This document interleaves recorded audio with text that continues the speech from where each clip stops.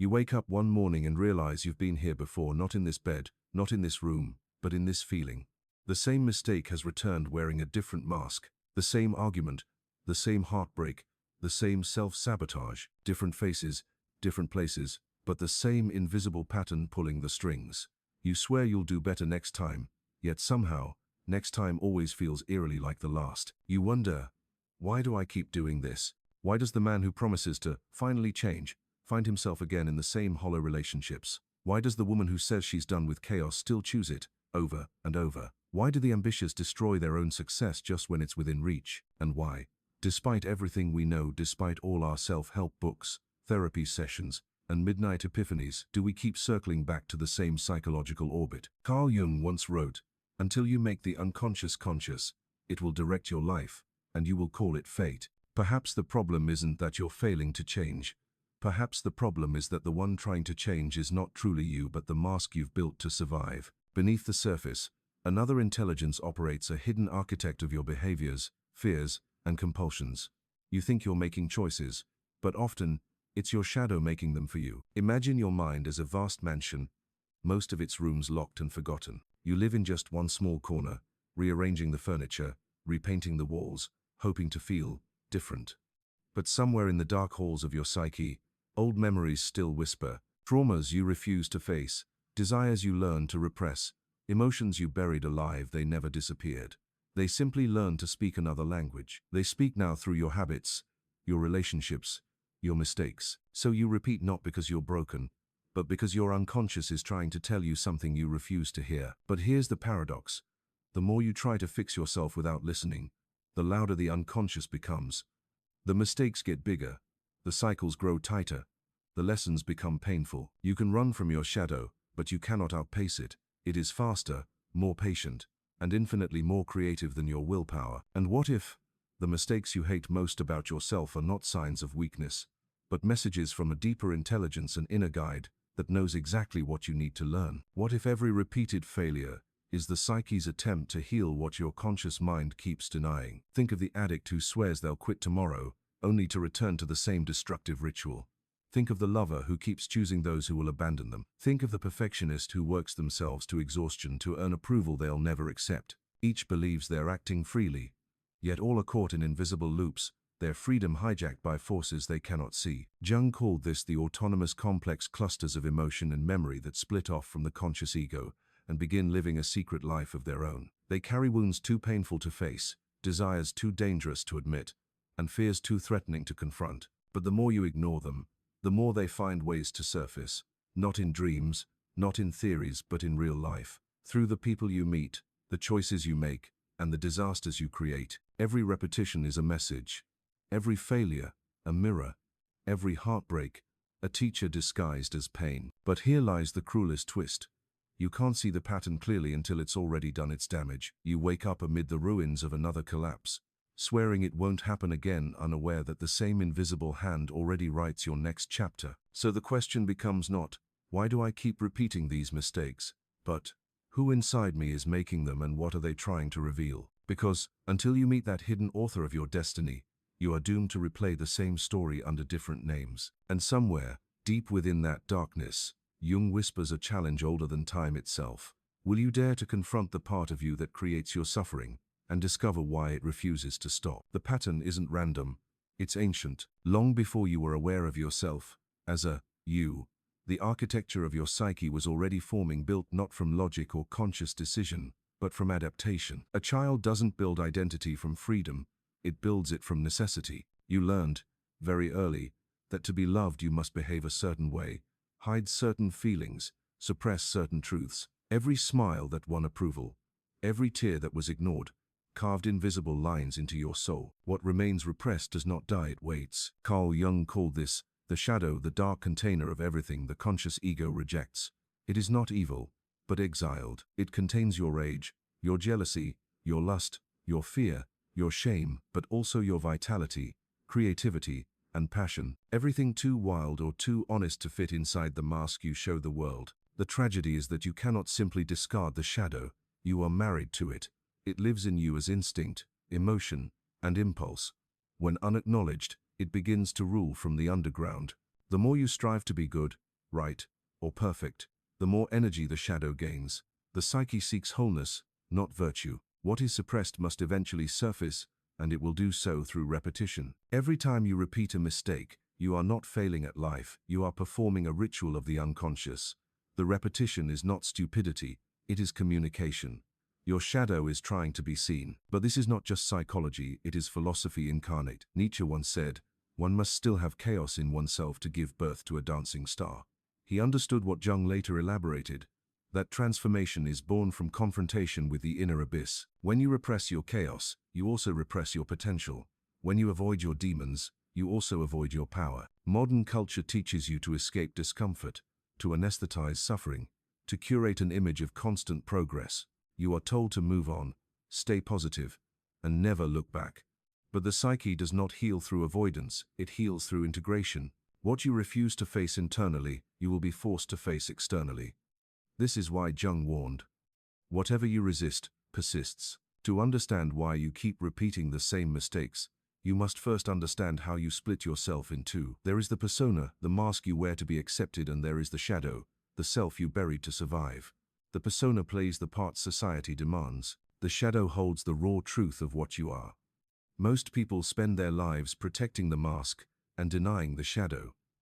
Yet the more you identify with the persona, the less you understand why your life feels hollow. And so, your shadow takes over when you are least aware. You sabotage your goals, not because you want failure, but because a deeper part of you resents the false identity that chases them. You choose the wrong partner not because you crave pain, but because your unconscious is reenacting an old wound, trying to resolve it by repetition. You procrastinate, not out of laziness, but because the self that built your ambitions does not align with the self that truly lives within you. Arthur Schopenhauer believed that most human suffering came from a blind, irrational force he called the will, a ceaseless drive to repeat patterns of desire and frustration. You cannot reason with it. It does not obey morality or intellect. It acts through you, using your conscious mind as its servant. Jung's shadow and Schopenhauer's will are two faces of the same truth. The ego is not the master of the house. Even your memories, those sacred narratives you think you know, are shaped by the unconscious. They are not accurate records, they are justifications.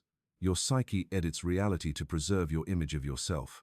It hides contradictions, buries guilt, and rewrites the past so that you can continue to believe your story. Yet deep down, another story pulses a truth that demands to be felt, even if it destroys the illusion of who you think you are. And here lies the great philosophical problem.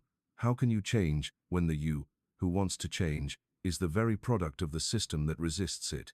How can the mask remove itself? Jung, Nietzsche, and Sartre all grappled with this paradox. Sartre said, "Man is condemned to be free. The chains are not external, they are psychological. You are free to choose, but only after you realize how much of what you call choice is actually compulsion." Society reinforces your blindness. You are rewarded for conformity, not consciousness. Schools teach information, not introspection. Success is measured by metrics that have nothing to do with authenticity. The result is a world filled with fragmented people, productive, efficient, outwardly fine but inwardly haunted by the same cycles of emotional déjà vu. Aldous Huxley foresaw this. In Brave New World, he imagined a society where suffering was eliminated through pleasure and distraction. It was not tyranny that enslaved humanity, but comfort. And is that not what we see today? Endless entertainment, digital validation, curated identities, all designed to help you avoid the confrontation with yourself. Yet the psyche cannot be fooled forever. Beneath the calm surface of your screen-lit life, the ancient forces stir. Every addiction, every emotional loop, every recurring failure is a symptom of this deeper disconnection. You do not suffer because life is cruel. You suffer because you have exiled part of your own being. Your unconscious is not your enemy. It is your forgotten twin, calling you home through the only language it knows: repetition. The reason you keep repeating the same mistakes is not because you haven't learned, it's because you haven't listened. You've tried to silence the messenger rather than understand the message. You've tried to change the symptom without healing the cause. And so the psyche grows louder, the patterns more violent, the suffering more precise, until you finally stop running and ask not how to fix yourself, but why your soul insists on breaking you in this exact way. That is the moment real transformation begins. Not when you seek to escape the cycle, but when you dare to see the truth it conceals. Because repetition is not punishment, it is revelation. The true cost of unconscious repetition is rarely visible at first. It doesn't announce itself with fireworks or revelation, it creeps, quietly, beneath the surface of your days. It shows up in the dull ache of familiarity, the silent exhaustion of living the same emotional script, again and again. You think you're evolving, moving forward, changing your scenery, but something in you keeps resetting the stage. Every new beginning feels strangely old. Every fresh start smells faintly of déjà vu. You tell yourself the next job, the next relationship, the next city will be different. Yet within months, the same ghosts arrive, different names, same energy, the same arguments play out, the same insecurities resurface, the same dissatisfaction grows. You start to wonder if life itself is mocking you. But life is not mocking you, it's mirroring you. The mind is a master of disguise. When you refuse to integrate your shadow, it doesn't vanish, it simply finds new costumes.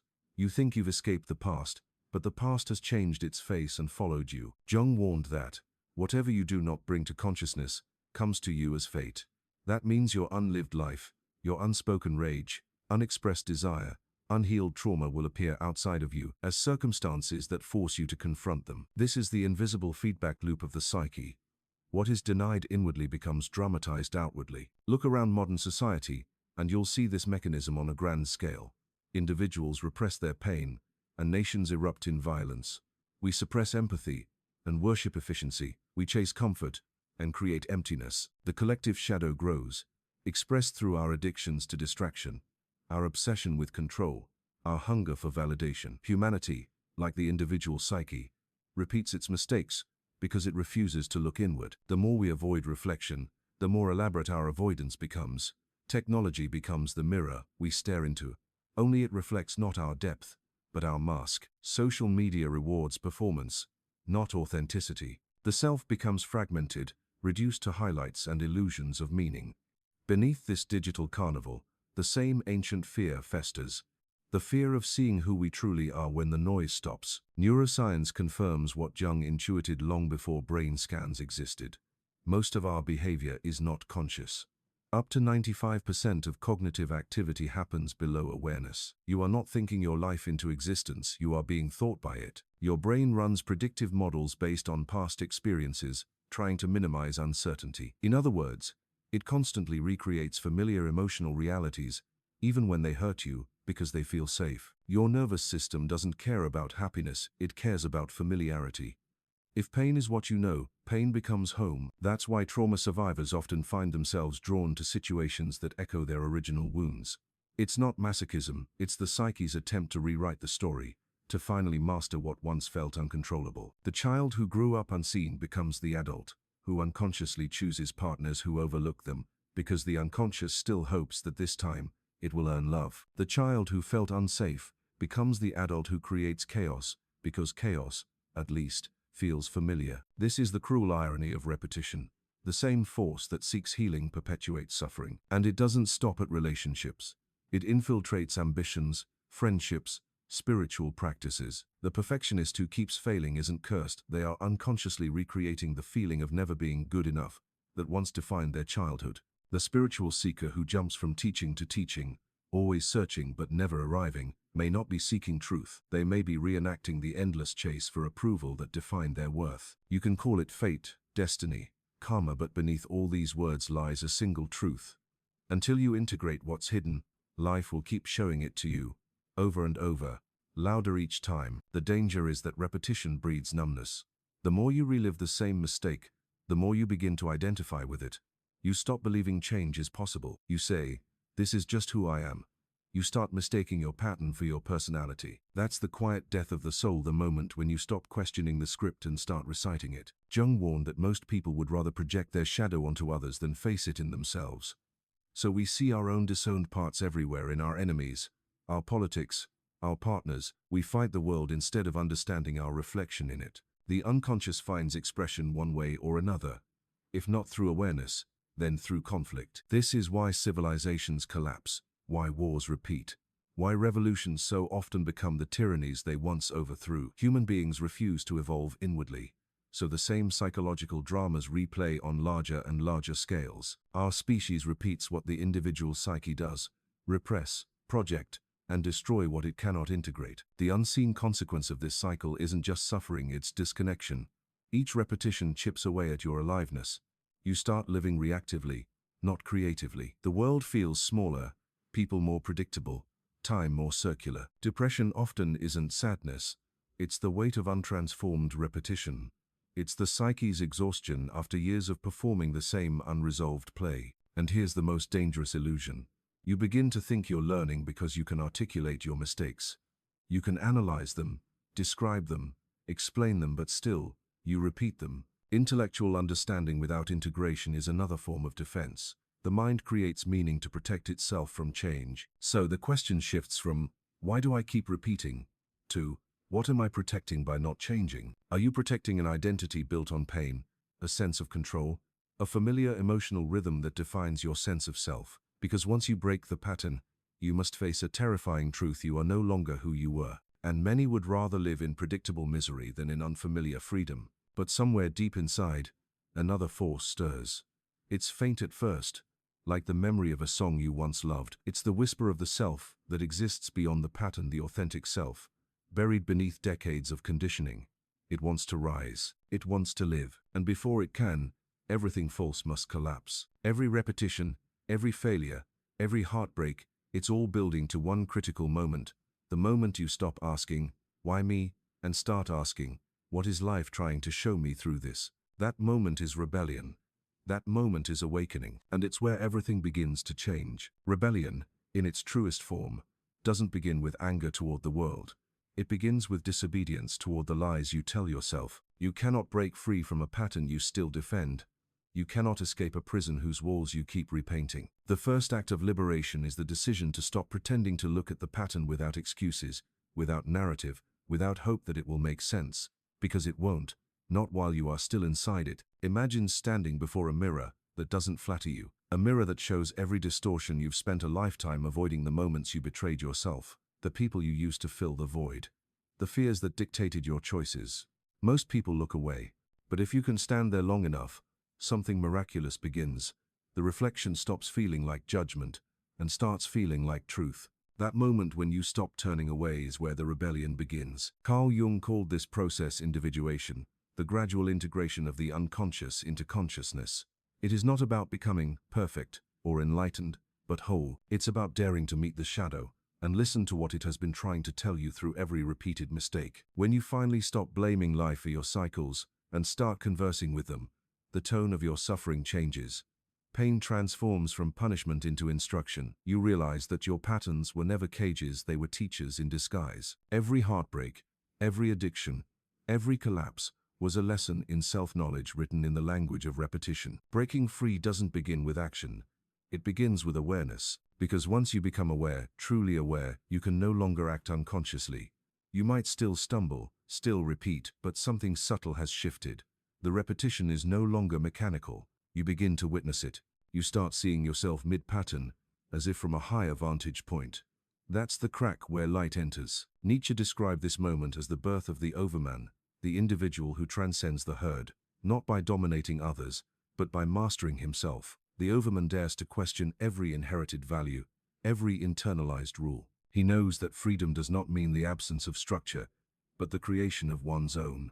He destroys the false in order to build the authentic. For you, rebellion might not look like grand defiance. It might look like finally saying no to the person who manipulates your guilt. It might look like leaving a job that feeds your fear but starves your soul. It might look like sitting in silence instead of seeking distraction. Every small act of honesty is a revolt against the unconscious forces that once controlled you. This is why Jung often spoke of dialogue with the unconscious. He didn't mean meditation or affirmation, he meant confrontation. Journaling your dreams, tracing your emotional triggers, listening to your body's responses, these are ways to speak to the unseen parts of yourself. When the unconscious feels acknowledged, it no longer needs to sabotage you to be heard. But beware, liberation demands sacrifice. You cannot keep your illusions and your freedom. To reclaim your life, you must give up the comfort of being a victim. You must surrender the identity that thrives on suffering. Many people resist true change not because they fear pain, but because they fear emptiness, the vast unknown that appears once the familiar pain is gone. That emptiness is sacred.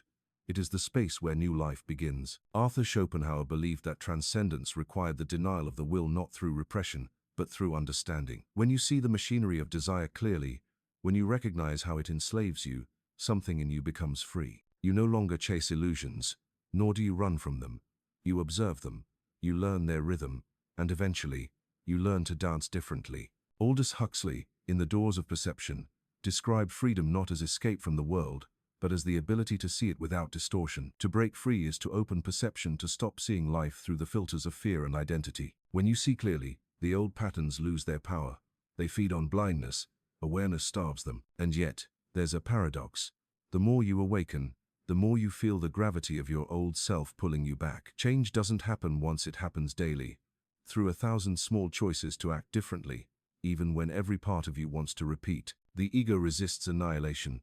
It will whisper that you're fine where you are, that you've grown enough, that facing the next layer of truth isn't necessary. That voice is the final defense of the pattern. You must answer it with silence and presence. Real rebellion is not explosive.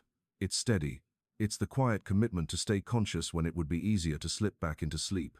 It's choosing truth over comfort again and again. It's turning inward when everyone else is running outward. And then, one day, something remarkable happens. You wake up and realize you no longer feel haunted by the old loop.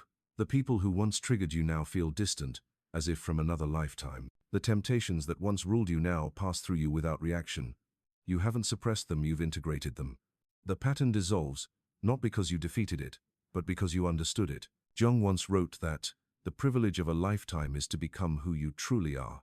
That privilege is earned, not granted. It is won through rebellion, not against others, but against the inner machinery that once dictated your existence. And perhaps the most profound act of rebellion is forgiveness, not the sentimental kind, but the existential kind. Forgiving yourself for the years lost to blindness. Forgiving your shadow for the chaos it caused while trying to wake you up. Forgiveness dissolves resistance, allowing all parts of the psyche to finally sit at the same table. When you stop dividing yourself into good and bad, worthy and unworthy, healed and broken, the war inside you ends. The self becomes a single force again, unified, alive, whole. That is liberation. That is the quiet revolution. And it's from this space of inner unity that the final truth begins to reveal itself, not as a lesson to be learned, but as a realization to be lived. Because breaking free is not the end. It is only the beginning of remembering who you've been all along. Imagine standing at the edge of everything you've ever known. The noise of the world fades. The masks you've worn, each one carefully crafted, painfully maintained, fall to the ground like dead leaves. There is nothing left to hide behind, nothing left to prove. For the first time, you are utterly, terrifyingly yourself. And then, in that vast silence, you realize something so simple it feels almost unbearable. You were never broken. You were simply divided. All the mistakes, all the suffering, all the repetitions were not evidence of failure, but the soul's way of leading you back to your own wholeness. The psyche does not destroy for cruelty's sake, it destroys the false so that truth can emerge. What felt like punishment was purification. What you called bad luck, or self-sabotage, was your deeper self, dismantling the life that no longer matched who you were meant to become. Carl Jung believed that the unconscious isn't merely a chaotic abyss, it's the source of wisdom, creativity, and healing. It carries the blueprint of who you are, beyond conditioning, beyond ego. When you integrate the shadow, when you stop running from the parts of you that frighten you, you awaken that deeper intelligence. You no longer need to repeat the same lessons, because the message has finally been heard. Repetition ends when awareness turns pain into meaning. That is the ultimate truth. The reason you kept repeating the same mistakes wasn't because you were doomed, it was because you were asleep. And your suffering was the alarm clock. Every heartbreak was a knock at the door. Every disappointment was life whispering, "Wake up." And now you see that there was never an enemy, only different versions of yourself trying to be understood. The shadow you feared was not the opposite of your light, it was its source. Just as the seed must crack to release its life, your illusions had to fracture for your essence to breathe. This is the great paradox of consciousness. You awaken not by rising above your pain, but by descending into it. The descent is the initiation. The abyss you once fled becomes the womb of transformation. Jung called this process the night sea journey, a symbolic death and rebirth of the self. You drown in your old identity so that something larger, freer, more authentic can emerge. And when it does, you no longer chase healing as a destination. You see that there is nothing to fix. You begin to live from a deeper rhythm, the rhythm of awareness itself. In that awareness, mistakes still happen, but they no longer define you. You see them for what they are. Ripples in a much larger sea. You stop fearing your emotions. because you understand they are simply messages, energies passing through. You stop fearing other people's shadows because you recognize your own reflected in them. Compassion replaces judgment. Curiosity replaces shame. You realize that wholeness was never about perfection, it was about inclusion. The self that once tried so hard to become good enough now dissolves into something vast and timeless. You begin to sense that your consciousness is not confined to the small I of daily life. It is part of something larger, something that breathes through everything. This realization is not intellectual, it is experiential. It arrives in moments of stillness, in sudden clarity, in quiet tears that fall not from sadness, but from recognition. You remember that you were never separate from the universe that shaped you. The same intelligence that moves the stars moves within your psyche. The patterns you fought were not random, they were the cosmos learning itself through you. And so, the final stage of awakening is not triumph, it is surrender. You surrender the need to control, to force meaning, to fight what is. You surrender to the flow of your own becoming. You stop asking, why do I keep repeating, and instead ask, what is life expressing through me right now? The question itself shifts your state, from resistance to participation. You no longer see yourself as the victim of fate, but as its co-creator. This is what Jung meant when he spoke of the self, the totality of the psyche, conscious and unconscious, human and divine. It's not a concept, it's an experience of unity, where the war between light and dark ends, because you realize they were never enemies. The ego bows, the shadow smiles, the cycle dissolves. You step out of time not literally, but psychologically. You stop living through memory and anticipation. You begin to live now. Each moment feels alive, not because it's perfect, but because it's real. You taste life in its rawness, its unpredictability, its paradox. You see that joy and sorrow are not opposites, they are two notes in the same melody. This is what the philosophers and mystics have been trying to tell humanity for centuries. That freedom is not escape, but integration. That enlightenment is not a destination beyond suffering, but a full embrace of it. When you understand this, you stop fearing your humanity. You stop idolizing perfection. You start living as a participant in the great unfolding mystery. You may still falter, you may still fall, but you will never again be unconscious in your falling. And that changes everything, because consciousness transforms repetition into rhythm. It turns your mistakes into music. The very cycles that once enslaved you become sacred reminders of the divine intelligence shaping your growth.